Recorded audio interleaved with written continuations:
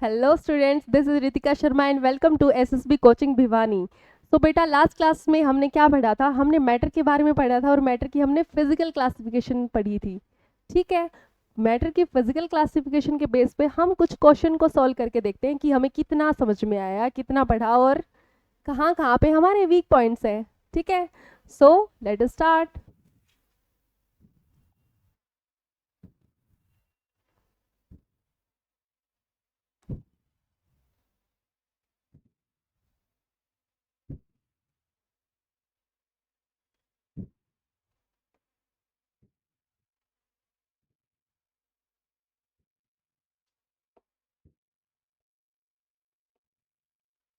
Yes, okay then बेटा, first question है हमारा, which of the following pairs of species are fluids.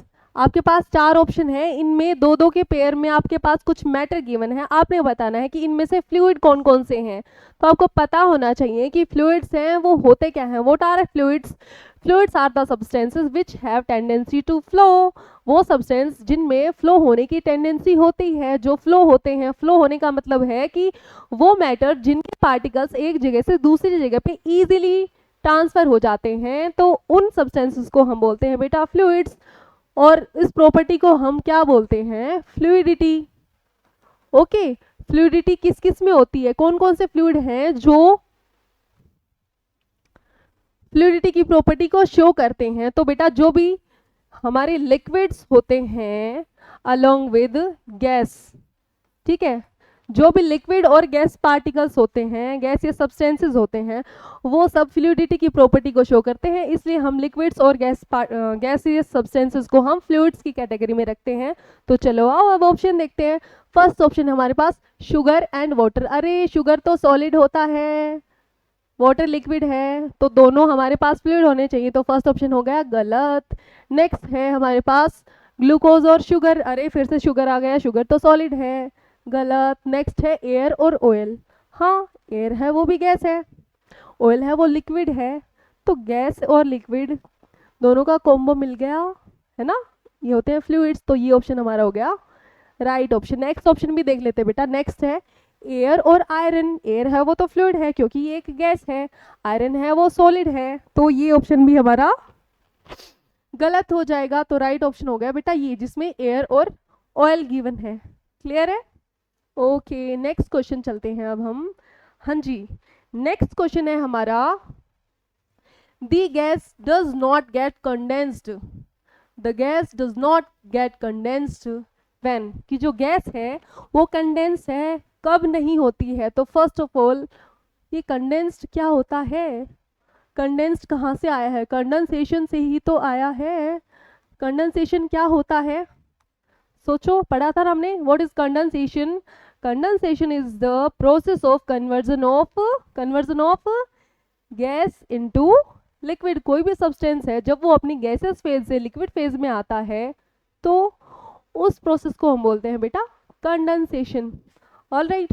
तो condensation में क्या होता है कि गैस है वो लिक्विड में कन्वर्ट हो जाती है। ओके जी, चलो ये भी ठीक है। अब गैस है वो लिक्विड में कब कन्वर्ट होगी? गैस लिक्विड में कन्वर्ट होने का मतलब है कि गैस के पार्टिकल्स है उनके बीच की जो स्पेस होता है, इंटर पार्टिकुलर स्पेस होता है, वो बहुत ही ज़्यादा होता है। और जब वो स्पेस है वो कम हो जाएगा, तो डेफिनेटली वो लिक्विड में कन्वर्ट हो जाएगा, है ना। तो इसी को हम कंडेंसेशन बोलते हैं। तो चलो अब ऑप्शंस देखते हैं क्या क्या ऑप्शन है। फर्स्ट ऑप्शन हमारे पास एक्सटर्नल प्रेशर इज डिक्रीज, कि जो प्रेशर लग रहा है गैस के मॉलिक्यूल्स पे, ठीक है, उस प्रेशर को हम डिक्रीज कर दें, कम कर दें। अगर प्रेशर कम हुआ तो वो जो पार्टिकल्स हैं वो और ज़्यादा दूर दूर हो जाएंगे। और ज़्यादा दूर होने का मतलब है कि वो गैसियस फेज में ही रहेंगे, वो लिक्विड फेज में आएंगे ही नहीं। लिक्विड फेज में कब आएंगे? जब उनके बीच का डिस्टेंस है, इंटर पार्टिकुलर डिस्टेंस है, स्पेस है, वो कम होगा। राइट। तो यही हमारा राइट ऑप्शन हो गया, क्योंकि नोट पूछा है ना क्वेश्चन में कि गैस है वो लिक्विड में कन्वर्ट कब नहीं होगी, कंडेंस कब नहीं होगी। तो फर्स्ट ऑप्शन है वही हमारे पास आ गया बेटा राइट ऑप्शन। फिर भी नेक्स्ट ऑप्शन देख लेते हैं, जैसे टेम्परेचर इज डिक्रीज। टेम्परेचर अगर डिक्रीज किया तो गैस के जो पार्टिकल्स हैं उनकी काइनेटिक एनर्जी भी कम हो जाएगी। काइनेटिक एनर्जी कम हुई तो बहुत ही धीमे चलेंगे, स्लो हो जाएगी उनकी एनर्जी। है ना, धीरे चलेंगे तो उनके बीच का जो खाली स्पेस है वो भी कम हो जाएगा। खाली स्पेस कम हुआ मतलब कि वो लिक्विड में कन्वर्ट हो जाएंगे इवेंचुअली, है ना, मतलब वो कंडेंस हो जाएगी वो गैस। ओके, नेक्स्ट है प्रेशर इज इंक्रीज्ड। गैस के पार्टिकल्स है उनके ऊपर अगर हम प्रेशर बढ़ा देंगे, प्रेशर बढ़ाया तो क्या हुआ, गैस के पार्टिकल्स वो और ज़्यादा नज़दीक आएंगे। नज़दीक आएंगे तो ऑटोमेटिकली जब इतने नज़दीक आ जाएंगे उनके बीच का फोर्स ऑफ अट्रैक्शन वो इतना बढ़ जाएगा कि वो लिक्विड फॉर्म में कन्वर्ट हो जाएंगे। तो ये भी इस ऑप्शन के थ्रू भी गैस है वो कंडेंस हो जाएगी। नेक्स्ट ऑप्शन है volume of container is decreased, कि एक स्पेसिफिक अमाउंट में हमने एक फिक्स वॉल्यूम में उस गैस के पार्टिकल को रखा हुआ है, मतलब हमारे पास एक गैस है, उसका फिक्स अमाउंट है कि भाई इतनी गैस है, उसको हमने एक स्पेसिफिक वॉल्यूम में फिल कर दिया है, ठीक है। तो अगर हम वॉल्यूम कम कर रहे हैं, मतलब वो जगह कम कर रहे हैं जहाँ पे वो नंबर ऑफ गैस के पार्टिकल्स थे, मान लेते हैं भाई 100 गैस के पार्टिकल हमारे पास और एक बॉक्स लिया जिसकी वॉल्यूम फिक्स है, ठीक है। अब हम क्या कर रहे हैं, उस बॉक्स का साइज है ना छोटा करते जा रहे हैं। छोटा करेंगे तो नंबर ऑफ पार्टिकल है वो तो 100 ही रहेंगे ना, क्या चेंज आएगा उनमें गैस के पार्टिकल्स में कि वो नज़दीक नज़दीक आ जाएंगे, है ना, नज़दीक नज़दीक आ जाएंगे तो इवेंचुअली वो लिक्विड फॉर्म में कन्वर्ट हो जाएंगे अगर हम प्रेशर को इंक्रीज करते रहे एट कांस्टेंट टेम्परेचर, ठीक है। तो इसमें भी गैस है वो कंडेंस हो जाएगा। तो नोट पूछा है तो हमारा जो फर्स्ट ऑप्शन है वो आ गया सही। नेक्स्ट क्वेश्चन देखते हैं बच्चे। नेक्स्ट क्वेश्चन है हमारे पास, which substance among the following has weakest interparticle forces, कि कौन से ऐसे सब्सटेंस हैं इस ऑप्शन के अकॉर्डिंग जिनके बीच की इंटरपार्टिकुलर स्पेस है वो सबसे वीक है। अगर इंटरपार्टिकुलर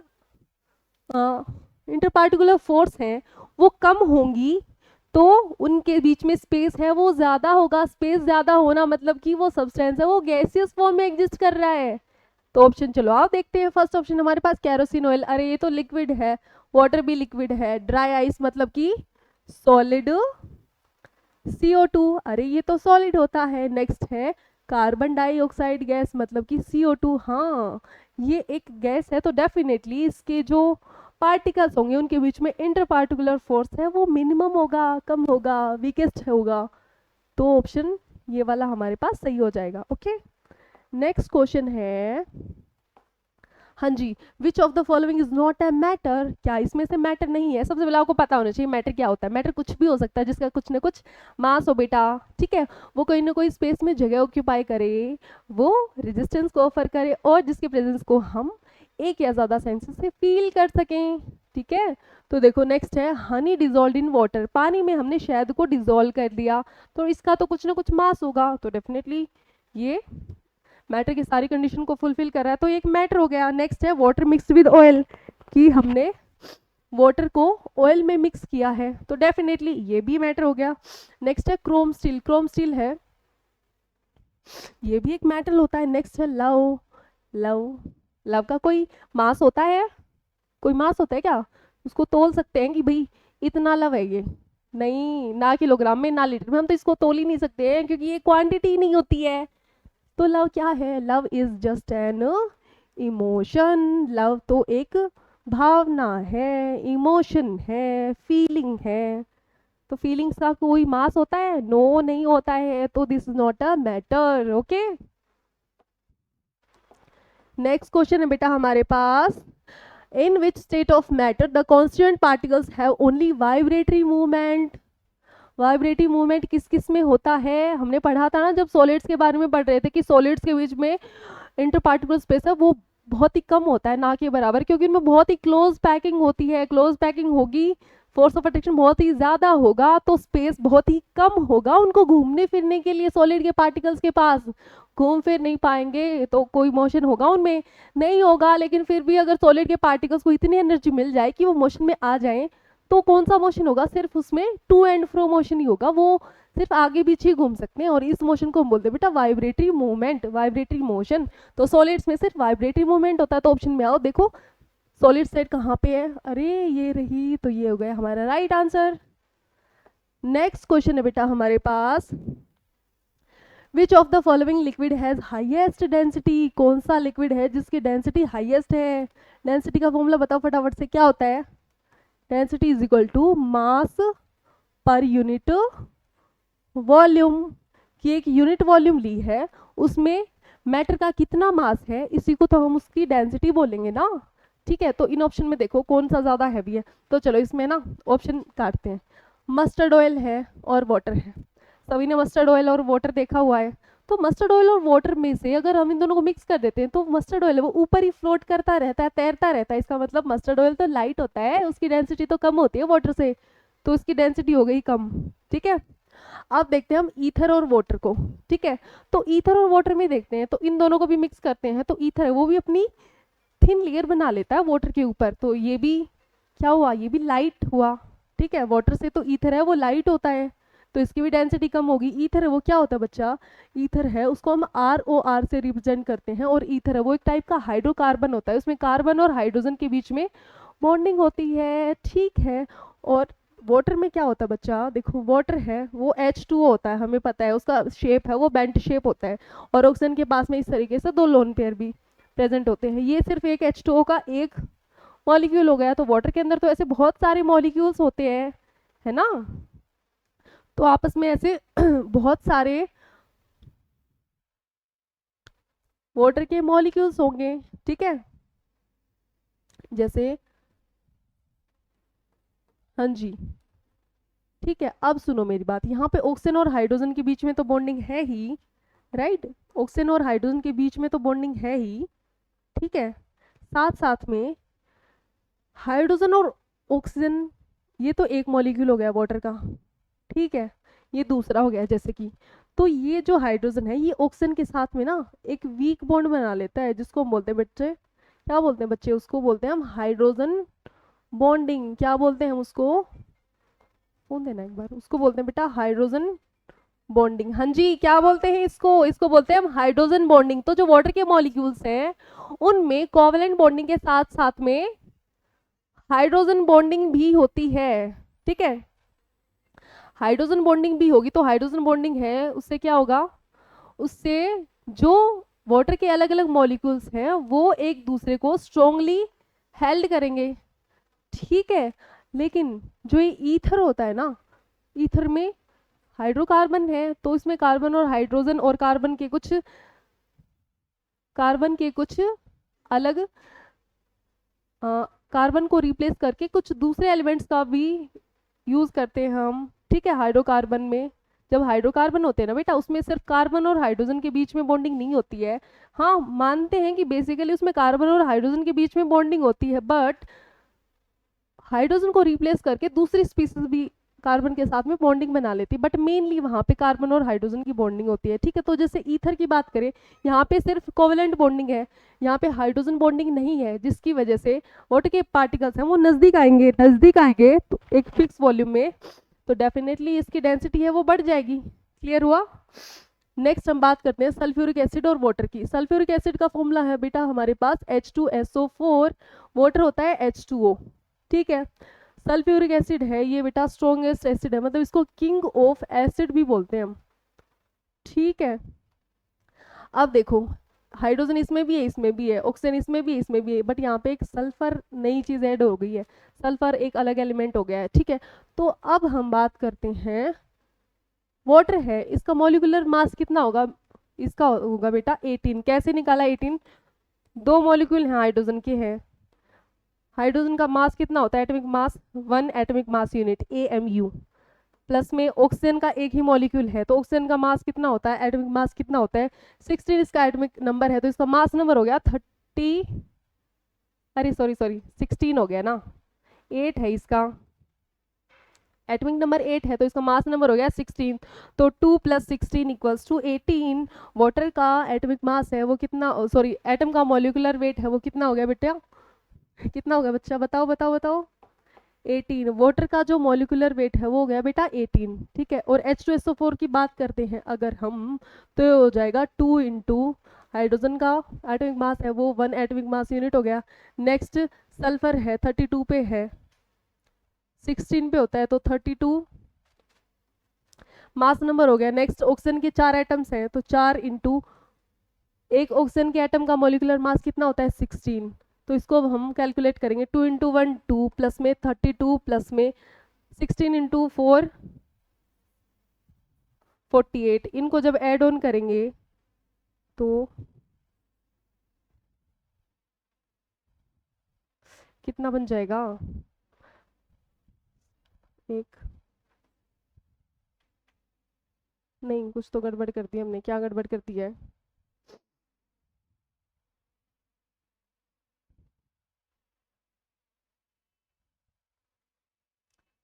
तो 32,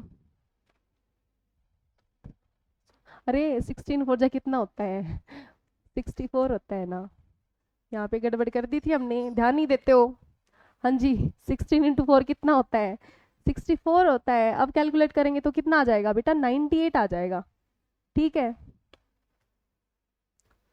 हाँ जी 98 है वो सल्फ्यूरिक एसिड का मॉलिक्यूलर वेट होता है। तो मॉलिक्यूलर वेट की बात करें तो वाटर का मॉलिक्यूलर वेट होता है बेटा 18 और इसका होता है 98। तो मॉलिक्यूलर वेट किसका हैवी है?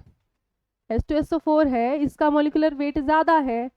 ठीक है, और हाइड्रोजन बॉन्डिंग तो इसमें भी है और इसमें भी है। तो एक नया फैक्टर आ गया यहाँ पे अब इन दोनों के कंपैरिजन में, इन दोनों की डेंसिटी कंपैरिजन में, वो है बेटा इनका मॉलिक्यूलर वेट। H2SO4 का मॉलिक्यूलर वेट ज़्यादा है।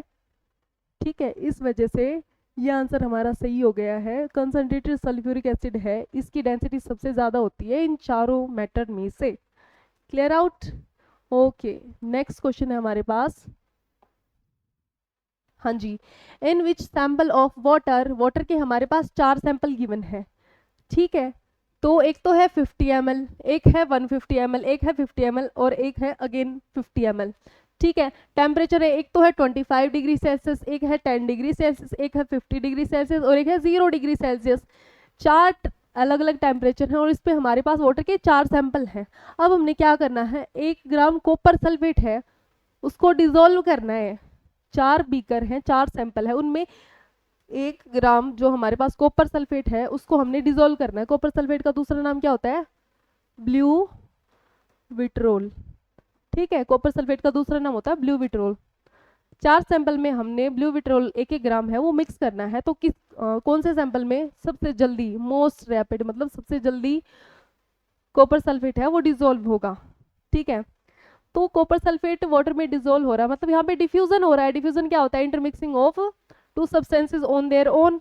2 सब्सटेंस के पार्टिकल अगर आपस में इंटरमिक्स हो जाते हैं अपने आप, हम बाहर से कोई भी टेम्परेचर प्रेशर में चेंज नहीं कर रहे हैं, तो उस टाइम पे उस प्रोसेस को हम क्या बोलते हैं बेटा? उसको हम बोलते हैं डिफ्यूजन। तो यहाँ पे बेसिकली डिफ्यूजन हो रहा है वाटर के अंदर, हम कॉपर सल्फेट के पार्टिकल्स को डिफ्यूज करवाना चाह रहे हैं। तो डिफ्यूजन है, उस टाइम पे हमने पढ़ा था कि डिफ्यूजन है वो टेम्परेचर के बढ़ने के साथ साथ बढ़ता है। ठीक है, तो इन 4 बीकर्स में देखो टेम्परेचर किसका ज़्यादा है? सबसे, यहाँ पे 25 है, यहाँ पे 10 है, यहाँ पे 50 और ये 10 है। तो डेफिनेटली यहाँ पे 50 डिग्री सेल्सियस मतलब टेम्परेचर ज़्यादा, टेम्परेचर ज़्यादा मतलब कि डिफ्यूजन ज़्यादा जल्दी होगा। तो इस वाले वाटर के सैंपल में कॉपर सल्फेट है वो बहुत ही जल्दी, बहुत ही रैपिड डिजोल्व हो जाएगा। तो ये आ गया हमारा answer. Okay, so next question है बेटा हमारे पास। नेक्स्ट क्वेश्चन है बेटा, which property of matter is responsible for spreading the fragrance of a perfume placed in one corner of the room. हाँ जी, क्या बोल रहा है ये क्वेश्चन में कि एक कमरा है उसमें हमने एक कॉर्नर में हमने परफ्यूम है उसकी फ्रेग्रेंस को छिड़क दिया है। और देखो, हमने एक कमरा है उसमें हमने एक कॉर्नर में परफ्यूम को स्प्रेड कर दिया है, स्प्रिंकल कर दिया है। तो थोड़ी देर बाद हम क्या देखेंगे कि पूरा कमरा है, हर एक कॉर्नर में हमें उस परफ्यूम की फ्रेग्रेंस फील होती है ना? फील किया है सभी ने? क्यों होता है, क्या रीजन होता है? तो ये प्रॉपर्टी होती है बेटा डिफ्यूजन की। डिफ्यूजन क्या होता है? इसमें एक पार्टिकल है, एक टाइप के पार्टिकल हैं किसी एक सब्सटेंस के, जैसे एयर है हमारे नॉर्मल एटमॉस्फेयर में, तो एयर है उसमें परफ्यूम के पार्टिकल्स हैं वो इंटरमिक्स हो गए और हमें पता है कि ये ट्रैवल करते रहते हैं पार्टिकल्स हमेशा। इस वजह से पूरे रूम में ये पार्टिकल्स इंटरमिक्स होकर के ट्रैवल कर रहे हैं। इस वजह से हमें किसी भी कॉर्नर में, दूसरे कॉर्नर में भी हमें उस परफ्यूम की स्मेल आती है, फ्रेग्रेंस आती है। इस प्रोसेस को हम बोलते हैं बच्चा डिफ्यूजन। ठीक है, नेक्स्ट क्वेश्चन है हमारे पास। हाँ जी चलो, विच state of matter represents gases mixture of positive ions and electrons. हाँ जी, 5 स्टेट होते हैं मैटर की, 5 अच्छे से पढ़ चुके हैं। तो कौन सी ऐसी स्टेट थी जिसमें हम मिक्सचर हमने देखा था कि इस स्टेट में पॉजिटिव आयंस हैं और फ्री इलेक्ट्रॉन्स हैं, उनका मिक्सचर पढ़ा था। तो हमें तो पता है बहुत इजी है, वो तो प्लाज्मा स्टेट होती है ना। प्लाज्मा स्टेट में मैटर है वो पॉजिटिव आयंस और इलेक्ट्रॉन्स के मिक्सचर के फॉर्म में एग्जिस्ट करता है। क्लियर है? हाँ जी। नेक्स्ट क्वेश्चन है हमारे पास, which of the following substance can produce more severe burns. की 4 सब्सटेंस हमारे पास गिवन है। एक तो है स्टीम, भाप, एक है वाटर, और एक है सुपर हीटेड वाटर, और एक है वाटर वेपर्स। और अलग अलग टेम्परेचर पे हमें चारों चीज़ें गिवन है। ठीक है, तो आपने ये बताना बेटा कि कौन सा ऐसा सब्सटेंस है इन चारों में से जो हमारे स्किन के कांटेक्ट में आएगा तो वो ज़्यादा सीवियर बर्न्स क्रिएट करेगा, मतलब वो हमारी स्किन को ज़्यादा जल्दी ज़्यादा बड़े घाव देगा। ठीक है, ज़्यादा जलाएगा। तो चलो आप समझते हैं। तो ज़्यादा घाव स्टीम होता है, वो ज़्यादा घाव देता, हमें पता है। बट इन ऑप्शंस को एक बार देखते हैं। मतलब जब मैटर है वो गैसेस फेज में होगा, एक सब्सटेंस है सेम ही टाइप का, मतलब H2O की बात करते हैं। H2O जब सॉलिड स्टेट मतलब कि आइस में, लिक्विड स्टेट मतलब कि वाटर में, गैस स्टेट मतलब कि वेपर्स में या फिर स्टीम की फॉर्म में है। ठीक है, तो हमें पता है कि जब ये आइस से वाटर में कन्वर्ट होता है तो इसमें लेटेंट हीट ऑफ फ्यूजन होती है, जिससे वाटर की एनर्जी ज़्यादा होती है। ठीक है, और वाटर जब वेपर्स या फिर स्टीम में कन्वर्ट होता है तो उस टाइम पे इसमें लेटेंट हीट ऑफ वेपोराइजेशन होती है, जो इसको ज़्यादा हॉट बनाता है वेपर्स को। चाहे बेशक सेम टेम्परेचर पे हो, अगर 100 डिग्री सेल्सियस पे वाटर है हमारे पास और 100 डिग्री सेल्सियस पे ही वाटर वेपर्स हैं, स्टीम है, तो दोनों में से ज़्यादा सीवियर बर्न्स हैं वो वाटर वेपर्स या फिर स्टीम है वो प्रोड्यूस करेगा। क्यों? क्योंकि उसमें लेटेंट हीट ऑफ वेपराइजेशन है वो है। ठीक है, इसलिए जो स्टीम है वो ज़्यादा सीवियर बर्न्स को प्रोड्यूस करेगा। इसमें वाटर है मतलब लिक्विड है, सुपर हीटेड वाटर ये भी लिक्विड है। वाटर वेपर्स हैं, ये भी गैसेस फेज में है। तो वो टेम्परेचर देखते हैं, ये तो 25 डिग्री सेल्सियस और 373 केल्विन कितना होता है? ये होता है बेटा 100 डिग्री सेल्सियस। टेम्परेचर ज़्यादा है, सेमी स्टीम है, इसमें भी वाटर वेपर्स हैं, बट टेम्परेचर ज़्यादा है, तो डेफिनेटली ये स्टीम में प्रॉपरली कन्वर्ट हो चुका है वाटर, और इसकी लेटेंट हीट ऑफ वेपराइजेशन वो ज़्यादा है। इस वजह से ये जब स्किन के कॉन्टेक्ट में आएगा तो बच्चा ये ज़्यादा सीवियर बर्न्स है वो प्रोड्यूस करेगा। ठीक है, चलो नेक्स्ट क्वेश्चन हमारा।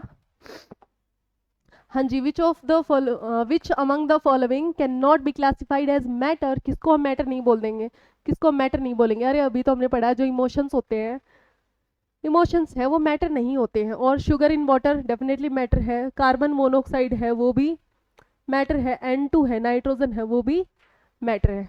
ठीक है, नेक्स्ट क्वेश्चन है हमारे पास। हाँ जी, the constituent particles of which of the following substance at room temperature do not have any zigzag linear movement. सबसे पहले तो रूम टेम्परेचर कितना होता है? 25 डिग्री सेल्सियस। तो कौन से सब्सटेंस है जो जिगजैग मूवमेंट को शो नहीं करते हैं? जिगजैग मूवमेंट है, डिस्कवरी किसने की थी? रॉबर्ट ब्राउन ने इन 1827। ठीक है, और जो जिगजैग लीनियर मूवमेंट होता है बेटा लिक्विड्स का, उसको हम क्या बोलते हैं? उसको बोलते हैं बेटा ब्राउनियन मोशन। ठीक है, जब लिक्विड्स हैं, लिक्विड के पार्टिकल्स हैं या फिर गैस के पार्टिकल्स हैं, जब वो रैपिड जिगजैग मूवमेंट शो करते हैं तो उसको बोलते हैं बेटा ब्राउनियन मोशन। किसके नाम पे रखा गया है? ये साइंटिस्ट है हमारे पास रॉबर्ट ब्राउन। कब इन्होंने इसकी डिस्कवरी की थी ब्राउनियन मोशन की? इन 1827। ठीक है, हाँ जी, तो चलो आओ। क्वेश्चन में है कि रैपिड जिगजैग लीनियर मूवमेंट किस में नहीं होगा? किस में होता है पहले तो ये बताओ? गैस में और लिक्विड में होता है, तो जो सॉलिड होगा उसमें नहीं होगा। ऑक्सीजन इन एयर गैस है, इसमें होगा। कार्बन डाइऑक्साइड गैस है, इसमें भी होगा। वुडन ब्लॉक अरे सॉलिड है तो इसमें तो नहीं होगा, तो मतलब ये ऑप्शन है, ये हमारा सही ऑप्शन बन गया। नेक्स्ट है HCl लिक्विड है, तो इसमें भी जिगजैग मूवमेंट होता है। नेक्स्ट क्वेश्चन देखते हैं अब। नेक्स्ट क्वेश्चन है, इनमें से हाईएस्ट डेंसिटी किसकी होगी? तो देखो कंपेयर कर लेते हैं आपस में, आइस और प्योर वाटर। हमें पता है कि प्योर वाटर के ऊपर आइस है वो फ्लोट करती है, तो डेफिनेटली इसकी डेंसिटी कम होगी, तो ये ऑप्शन तो हो ही नहीं सकता। नेक्स्ट है कैरोसिन ऑयल और वाटर की बात करते हैं। ऑयल है वो वाटर के ऊपर फ्लोट करता है, तो इसकी भी डेंसिटी कम होती है, ये भी ऑप्शन गलत। नेक्स्ट है प्योर वाटर है और मोल्टन वैक्स है, मोल्टन वैक्स और प्योर वाटर है, इनमें से कौन ज़्यादा डेंसर है? तो देखो बच्चा, मोल्टन वैक्स है वो क्या होता है, वो भी एक टाइप का हाइड्रोकार्बन ही होता है। क्या होता है वो? ये बेटा एक टाइप का हाइड्रोकार्बन ही होता है, ठीक है। और वाटर है, इसमें कोवेलेंट बॉन्डिंग के साथ साथ में हाइड्रोजन बॉन्डिंग भी होती है, जो इसके मॉलिक्यूल्स को आपस में एग्रीगेट करता है, जिससे इसकी डेंसिटी बढ़ जाती है। तो राइट आंसर आ गया हमारे पास प्योर वाटर, ठीक है। नेक्स्ट है,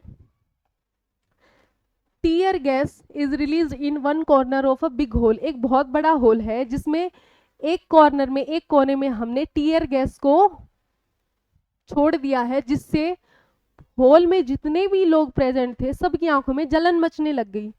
तो ये मैटर के कौन सी कैरेक्टरिस्टिक को रिप्रेजेंट कर रहा है? ठीक है, तो देखो एक पूरा बड़ा हॉल है, एक कॉर्नर पे हमने टीयर गैस को रिलीज किया। टीयर गैस है, डेफिनेटली एक टाइप की गैस है, और एनवायरनमेंट में क्या है, वहाँ पे भी एयर है, एयर भी एक गैस है। जब गैस और गैस के पार्टिकल आपस में इंटरमिक्स हो जाते हैं और वो ट्रैवल करेंगे, तो डेफिनेटली वो हर जगह पे जो इंसान है उनकी आंखों में जलन पहुंचाएंगे। तो यहाँ पे कौन सी प्रॉपर्टी है? अपने आप, हमने तो बाहर से कुछ नहीं किया, बस एक कॉर्नर में हमने तो टीयर गैस को रिलीज किया था, अपने आप ही मिक्स होगी दोनों गैसेस। तो इस प्रॉपर्टी को हम क्या बोलते हैं बच्चे? इस प्रॉपर्टी से हमें ये पता चला कि पार्टिकल्स हैं वो मूव कर रहे हैं, मूव करे हैं। देखो एक साइड, एक कॉर्नर पे है ना टीयर गैस थी, ठीक है, पूरे हॉल में वो स्प्रेड हुई है। कैसे स्प्रेड हुई है? वो मूवमेंट, मूव हुई है, तभी तो हो गई है ना। और बाकी ऑप्शन देख लेते हैं, जैसे पार्टिकल्स आर स्टेशनरी, स्टेशनरी मतलब एक ही जगह पे फिक्स है, फिक्स होते तो दूसरे कॉर्नर में जो लोग थे उनकी आंखों में जलन मचती ही नहीं।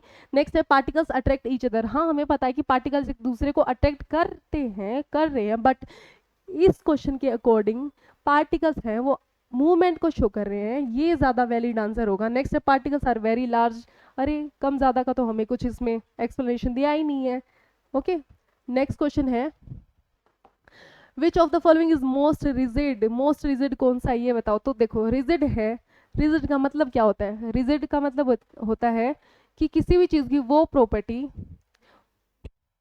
वो हार्डनेस की प्रॉपर्टी जिससे वो फ्लो ना कर सके, ठीक है। रिजिड का मतलब होता है to be stiff, to be stiff मतलब स्टिफ होना, उसी को हम बोलते हैं रिजिड।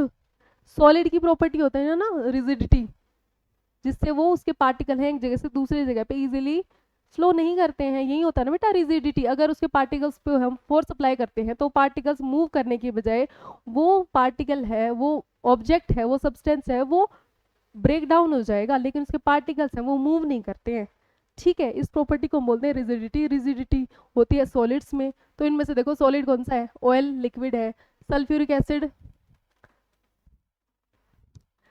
नॉर्मली लिक्विड होता है, आयरन रोड है वो सॉलिड है, तो हमारा आंसर आ गया है आयरन रोड। नेक्स्ट है कार्बन मोनोऑक्साइड गैस है, ये फ्लूइडिटी की प्रॉपर्टी को शो करता है, ये फ्लूइड है ना कि रिजिड। ओके, नेक्स्ट क्वेश्चन है बेटा हमारे पास, which of the following phenomena 1 2 3, तीन फिनोमिना गिवन है हमारे पास 1 2 3, इनमें से आपने ये बताना है कि अगर टेम्परेचर बढ़ाएंगे ना तो कौन सा फिनोमिना है वो बहुत जल्दी जल्दी होगा, विल बी मोर रैपिड, ठीक है। कंप्रेशन ऑफ गैसेस, गैस हैं उनको हम कंप्रेस कर रहे हैं, गैस है उनको कंप्रेस कर रहे हैं, गैस है वो कंप्रेस कब होती है? Under low temperature and high pressure. जितना ज्यादा टेम्परेचर कम होगा तो गैस है वो इतनी इजीली कंप्रेस होगी, बट क्वेश्चन में क्या है, हम तो टेम्परेचर को बढ़ा रहे हैं, तो ये तो गलत हो जाएगा। नेक्स्ट है इवेपोरेशन ऑफ लिक्विड, लिक्विड है वो इवेपोरेशन को शो कर रहा है, मतलब लिक्विड है वो अपनी वेपर फेज में कन्वर्ट हो रहा है, ठीक है। वेपर फेज में कन्वर्ट कब होता है? जब लिक्विड का टेम्परेचर बढ़ता है और उसकी काइनेटिक एनर्जी बढ़ेगी, तो उसके पार्टिकल्स हैं बहुत अलग अलग ज़्यादा डिस्टेंस पे हो जाएंगे, तो डेफिनेटली वो इवेपोरेट हो जाएंगे। तो क्वेश्चन के अकॉर्डिंग बेटा टेम्परेचर बढ़ाएंगे तो इवेपोरेशन है वो भी बढ़ेगा, ठीक है। नेक्स्ट है एक्सपेंशन ऑफ गैसेस, गैसेस हैं वो एक्सपेंड हो रही हैं, मींस उनके बीच का जो इंटरपार्टिकुलर स्पेस है वो बढ़ रहा है, बढ़ेगा तो तभी तो एक्सपेंड करेंगे ना, टेम्परेचर बढ़ेगा तो उनकी काइनेटिक एनर्जी बढ़ेगी और वो बहुत जल्दी जल्दी स्पीडली मूव करेंगे और वो एक्सपेंड हो जाएंगे। तो राइट आंसर तो ये वाला और ये वाला ऑप्शन कहाँ है? ये, तो ये हो गया हमारा राइट आंसर, ठीक है। नेक्स्ट क्वेश्चन है हमारे पास, हाँ जी, a gas enclosed in a vessel at 30 degree Celsius. एक वेसल है जिसमें हमने एक गैस को भर दिया और टेम्परेचर रखा है 30 डिग्री सेल्सियस। अब हमने क्या किया, हम ना उस गैस को कूल कर रहे हैं और हमने 10 डिग्री टेम्परेचर अटेन कर लिया है, तो उस टाइम पे उस गैस में क्या होगा, अरे पहले 30 डिग्री था, फिर 10 डिग्री टेम्परेचर किया, तो टेम्परेचर कम किया तो पार्टिकल्स की काइनेटिक एनर्जी भी कम हो जाएगी, मीन्स वो कम मूवमेंट शो करेंगे, कम मूवमेंट शो करेंगे तो उनके बीच का स्पेस है वो कम हो जाएगा, स्पेस है वो कम हो जाएगा। तो चलो देखते हैं क्या होता है। सबसे पहले मॉलिक्यूलर मोशन बिकम्स रैपिड, उनका जो मोशन है वो तेज तेज हो जाएगा। अरे नहीं, तेज तो तब होता जब हम टेम्परेचर को बढ़ाते, यहाँ पे तो टेम्परेचर कम और कर रहे हैं, तो यहाँ पे स्लो स्लो होगा ना कि रैपिड। नेक्स्ट ऑप्शन है मॉलिक्यूलर मोशन है स्टॉप, अरे वो बिल्कुल स्टॉप तो तब होगा ना जब वो सॉलिड से वो गैस में कन्वर्ट हो जाएगा। अब हमें क्या पता, हमें गैस थोड़े ना गिवन है, हमें तो बस बताया कि एक रैंडम गैस है वो 30 डिग्री से 10 डिग्री पे आ रही है, गैस है कंटेनर के अंदर है, टेम्परेचर हमें 30 डिग्री से 10 डिग्री तक लेकर आए हैं, है ना। हमें क्या पता कि वो कौन सी गैस है और वो कितने टेम्परेचर पे सॉलिडिफाई होती है, नहीं पता। और वैसे भी मॉलिक्यूल्स के बीच में कभी भी मोशन रुकता नहीं है। जब पार्टिकल्स पढ़ रहे थे ना, मॉलिक्यूल्स के बारे में पढ़ रहे थे बिल्कुल फर्स्ट डेफिनेशन में, तो हमने क्या देखा था कि जो मैटर के पार्टिकल्स है ना वो हमेशा मूवमेंट में रहते हैं, हमेशा मोशन में रहते हैं, तो ये प्रॉपर्टी तो वैसे ही गलत हो गई। नेक्स्ट है distance between the molecules increases, molecules के बीच में डिस्टेंस है वो इंक्रीज होगी, डिस्टेंस इंक्रीज होती विद इंक्रीज इन टेम्परेचर, यहाँ पे टेम्परेचर डिक्रीज कर रहे हैं तो ये भी गलत। नेक्स्ट है distance between the molecules decreases, yes temperature कम करेंगे तो मॉलिक्यूल्स के बीच की जो डिस्टेंस है वो भी कम होगी, this one is the right answer. Okay next question है बेटा, हाँ जी, in which of the following pair of substances, अब की बार भी भाई दो दो पेयर गिवन है सब्सटेंसेस के, ठीक है, तो आपने बताना है कि ये जो सेकंड वाला सब्सटेंस है ना पेयर में, ये ज्यादा गर्म होगा देन द फर्स्ट, ज्यादा गर्म, तो चलो देखते हैं, वाटर और स्टीम। अरे वाटर वो तो लिक्विड होता है, स्टीम है वो गैसेस फॉर्म में होता है, तो डेफिनेटली ये ज्यादा गर्म होगा, ठीक है। नेक्स्ट ऑप्शन देख लेते हैं, वाटर और आइस, आइस तो ठंडी होती है, गलत। नेक्स्ट स्टीम और वाटर, वाटर है वो ज्यादा गर्म होता है, या फिर स्टीम, स्टीम ज्यादा गर्म होता है, तो ये भी गलत ये ऑप्शन। नेक्स्ट है CO2 और ड्राई आइस, ड्राई आइस है वो तो सॉलिड CO2 होती है ना,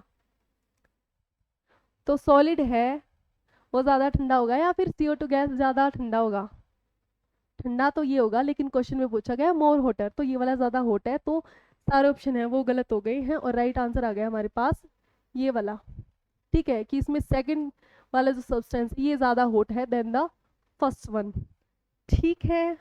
ओके नेक्स्ट क्वेश्चन है बेटा हमारे पास, इन समर, गर्मियों में जनरली हम वाटर है उसको हम मिट्टी के मटकों में रखते हैं, क्यों रखते हैं, हमारा मेन पर्पज होता है पानी को ठंडा बनाना, तो इस टाइम पे जो फिनोमेना है, कौन सा फिनोमेना होता है, यहाँ पे होता है बेटा इवेपोरेशन। इवेपोरेशन क्या होता है, कोई भी लिक्विड सब्सटेंस है वो अपनी गैसेस फॉर्म में कन्वर्ट हो जाता है एट एनी टेम्परेचर, उस फिनोमेना को हम बोलते हैं बेटा, क्या बोलते हैं, क्या बोलते हैं, इवेपोरेशन बोलते हैं, ठीक है। मिट्टी में कैसे इवेपोरेशन होता है और पानी कैसे ठंडा होता है, ये पूरा एक बार समझा रही हूँ, सभी सुनो। मिट्टी का मटका लिया, पानी से पानी भर दिया, गर्मियों की बात हो रही है तो गर्मियों की ही, अभी वैसे गर्मियां शुरू हो गई हैं, हाँ जी, मिट्टी का मटका है पूरा पानी से भर दिया है, गर्मियों का मौसम है तो बहुत गर्मी है, मतलब टेम्परेचर है वो ज्यादा है मटके के बाहर, ठीक है। लिक्विड है, लिक्विड में मूवमेंट होगी ब्राउनियन मूवमेंट, ठीक है, लिक्विड्स हैं वो एक दूसरे को कोलाइड करेंगे, उनमें मूवमेंट होगी, काइनेटिक एनर्जी होगी, आपस में टकराएंगे, मटके की दीवार से भी टकराएंगे, तो कुछ ऐसे पार्टिकल्स होंगे जिनकी जिनकी काइनेटिक एनर्जी है वो कंपैरेटिवली ज़्यादा हो जाएगी, ज़्यादा एनर्जी वाले जो पार्टिकल्स होंगे ना पानी के, वो क्या करेंगे, वो पानी है, हमें पता है मिट्टी का जो बर्तन है ना, मिट्टी का मटका है उसके अंदर ना कुछ छोटे छोटे होल्स होते हैं जिसमें से पानी रिसता रहता है ना, तो वहां पे कौन सा पानी जाएगा जिसकी काइनेटिक,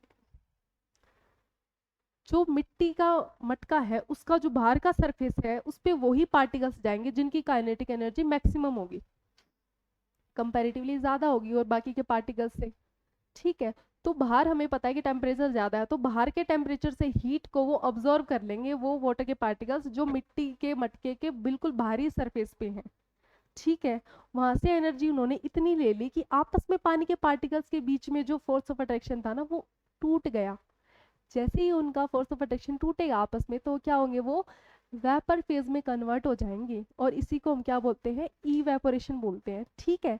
जिससे जो पानी की जो एवरेज काइनेटिक एनर्जी थी ना, जितने भी पानी के अंदर पार्टिकल्स थे, पानी में जो पार्टिकल्स थे, सबकी काइनेटिक एनर्जी है वो कंपैरेटिवली कम हो गई है। अब पानी के पार्टिकल्स मतलब वो जो पूरा सिस्टम है वो अपनी एनर्जी को मेंटेन करने के लिए क्या करेगा, सराउंडिंग से उनके काइनेटिक एनर्जी कम हो गई, काइनेटिक एनर्जी कम हुई मतलब टेम्परेचर कम हो गया, पानी के पार्टिकल्स का टेम्परेचर कम हुआ तो पानी है वो ठंडा हो गया। इस तरीके से गर्मियों में पानी है वो मटके में, मिट्टी के मटके में ज़्यादा ठंडा रहता है एज कम्पेयर टू सर्दियों में। अगर हम मटके में पानी डाल के रखें, क्यों, क्योंकि सर्दियों में बाहर का टेम्परेचर है कम होता है और सर्दियों में मटके के बाहर का टेम्परेचर वो ज़्यादा होता है, जिससे जल्दी जल्दी इवेपोरेशन होता है, जिससे पानी है वो बहुत जल्दी जल्दी ठंडा होता है। क्लियर है। नेक्स्ट क्वेश्चन हमारे पास, 4 बीकर लिए हैं A B C D, A B C D, A B C D, ठीक है। चारों में 100 ml वाटर है, क्या है, 100 ml वाटर है। 100 ml of water was taken in each of the 4 ABCD beakers. 4 beaker हैं, ABCD नाम दे दिया, सब में 100 ml वाटर है, ठीक है।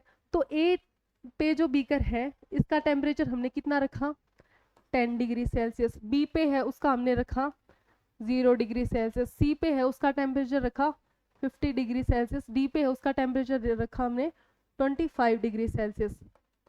आया समझ में। अब इनमें से ये बताना है कि अब हम क्या करवा रहे हैं, शाही ब्लू इंक है उसका एक ड्रॉप इन चारों में से हम ऐसे एक एक ड्रॉप डाल रहे हैं। तो आपने ये बताना है which beaker in which beaker the ink will spread most slowly, कि जो इंक है वो सबसे कम रेट से, सबसे कम स्पीड से किसमें स्प्रेड होगी। तो हमें पता है स्प्रेड होगी तो मतलब इसमें डिफ्यूजन वाला प्रोसेस होना है। मतलब 1 ml हमने इंक डाल दी है चारों में, अब वो क्या करेगी, स्प्रेड हो जाएगी, इंटरमिक्स हो जाएगी, और इस प्रोसेस को हम बोलते हैं बेटा डिफ्यूजन। इस प्रोसेस को हम बोलते हैं बच्चा डिफ्यूजन, ठीक है। तो डिफ्यूजन है, हमने पढ़ा था डिफ्यूजन टेम्परेचर बढ़ने के साथ साथ बढ़ता है, अगर टेम्परेचर कम होगा तो डिफ्यूजन की रेट भी कम होगी। तो सबसे कम टेम्परेचर किस में है, बी वाले बीकर में है। तो यही हमारा राइट आंसर आ जाएगा कि बीकर बी में जो वाटर है एट 0 डिग्री सेल्सियस, यहाँ पे इंक है वो सबसे कम रेट से, मतलब कि सबसे स्लोली स्प्रेड होगी। क्लियर है। नेक्स्ट क्वेश्चन है बेटा हमारे पास, which of the following substance has highest energy, कौन सा सब्सटेंस है जिनकी हाईएस्ट एनर्जी होगी। तो सॉलिड लिक्विड गैस के कंपेयर करें अब अगर हम, तो जो गैस के मॉलिक्यूल्स होते हैं उनकी एनर्जी, उनकी काइनेटिक एनर्जी मैक्सिमम होती है। तो इसमें से ऑप्शन में से उठा लो, गैस फेज कौन सी है, वही आपका आंसर हो जाएगा। मोल्टन वैक्स मतलब कि लिक्विड फेज में है। आइस कोल्ड वाटर, वाटर मतलब कि ये भी लिक्विड है बट बर्फ की जितना ही ठंडा है, मतलब 0 डिग्री सेल्सियस पे वाटर है। नेक्स्ट है सॉलिड वैक्स, सॉलिड है ये। नेक्स्ट है वैक्स वेपर, की जो वैक्स होता है जैसे कैंडल वैक्स होता है, मोमबत्ती सभी ने देखी है, मोमबत्ती को जब जलाते हैं तो पिघलना शुरू हो जाती है, वही कैंडल का वैक्स होता है। तो इसी तरीके से वैक्स कई टाइप का होता है, जनरली मैंने एग्जांपल दिया है वैक्स का। वैक्स वेपर, अच्छा मोमबत्ती कैसे जलती है, चलो कोई नहीं है, केमिकल कंबशन वाला चैप्टर ना उसमें पढ़ेंगे, बहुत ही इंटरेस्टिंग है। अभी तो वैक्स के जो वेपर होते हैं ना वो बेटा गैसेस फेज में होता है, तो उन्हीं की हाईएस्ट एनर्जी होगी, ठीक है। हाँ जी।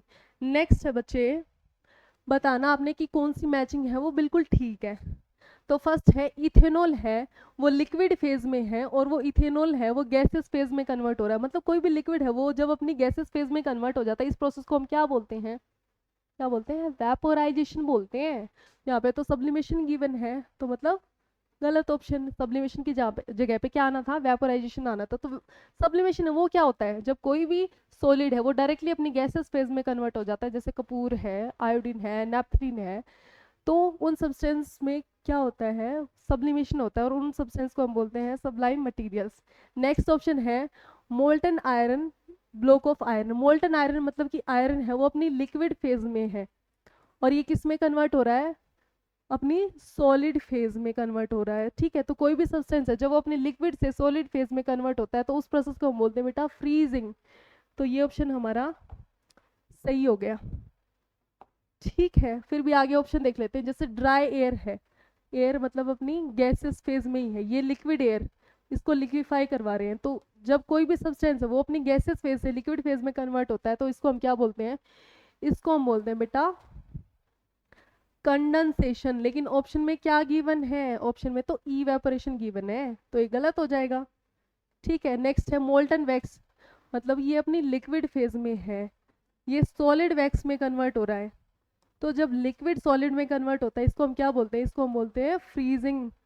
ऑप्शन में गिवन है फ्यूजन, फ्यूजन तो इसका उल्टा होता है, तो ये ऑप्शन भी गलत हो गया। तो राइट आंसर हो गया हमारे पास ये। ठीक है, हाँ जी। नेक्स्ट है हमारे पास कौन सी मैचिंग है वो ठीक है। सबसे पहले 273 केल्विन और 100 डिग्री सेल्सियस। तो 273 केल्विन है उसको सेल्सियस में कन्वर्ट करते हैं, या फिर सेल्सियस है उसको केल्विन में कर लो। देखो 273 केल्विन है is equal to 100 degree Celsius, 100 degree Celsius है उसको केल्विन में करेंगे तो इसमें कितना ऐड कर देंगे? 273 ऐड कर देंगे, तो क्या बन जाएगा ये? 373 केल्विन। क्या ये दोनों बराबर होते हैं? नहीं, बराबर नहीं होते हैं, तो ये ऑप्शन, जो ऑप्शन ए है वो हो गया गलत। नेक्स्ट है बॉइलिंग पॉइंट ऑफ वाटर, कितना होता है boiling point of water? 100 degree Celsius, और ये 373 डिग्री सेल्सियस। ठीक है, बराबर होते हैं? नहीं, ये भी गलत हो गया।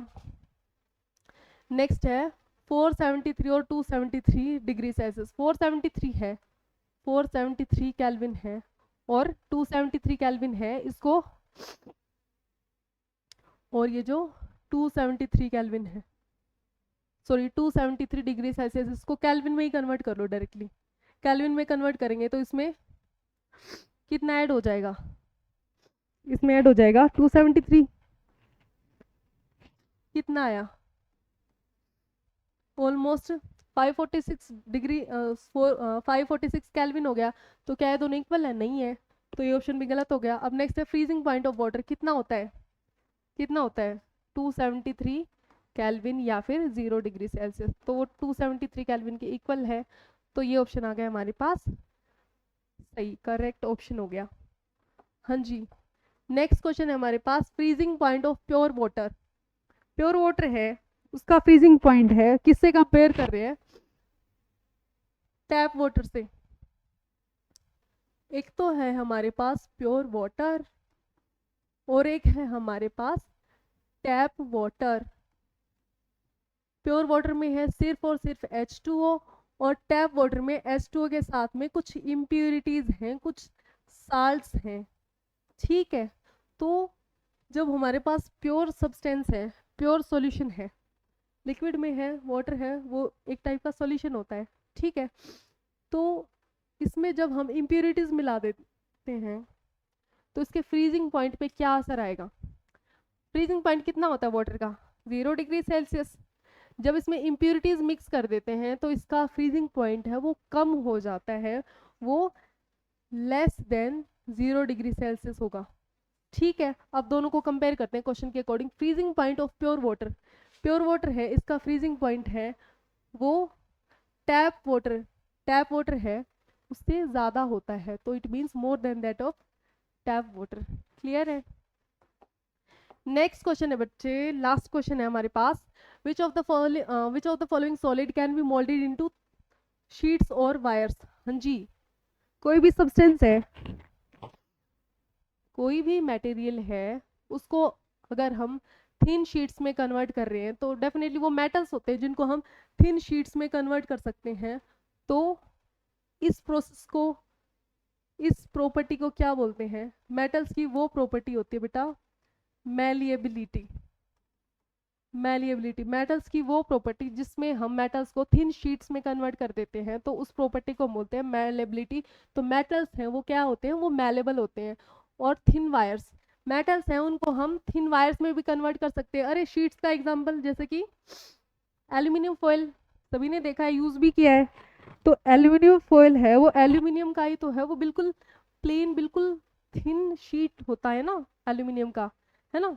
ऐसे ही मिठाइयाँ खाते हो उस पे सिल्वर और गोल्ड की बिल्कुल थिन शीट्स होती हैं, तो मेटल्स हैं उनको हम बिल्कुल थिन शीट्स में कन्वर्ट कर सकते हैं। इस प्रॉपर्टी को हम बोलते हैं बेटा मैलेबिलिटी। तो मेटल्स हैं वो क्या होते हैं, वो मैलेबल होते हैं, ठीक है। नेक्स्ट है मेटल्स है उनको हम थिन वायर्स में भी कन्वर्ट कर सकते हैं, जैसे कॉपर के वायर होते हैं, एल्यूमिनियम के वायर्स होते हैं, ठीक है।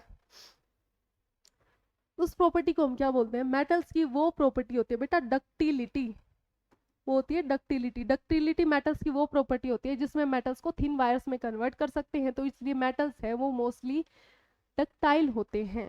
हाँ जी, तो अब क्वेश्चन पे आ जाओ, क्या क्वेश्चन है हमारा।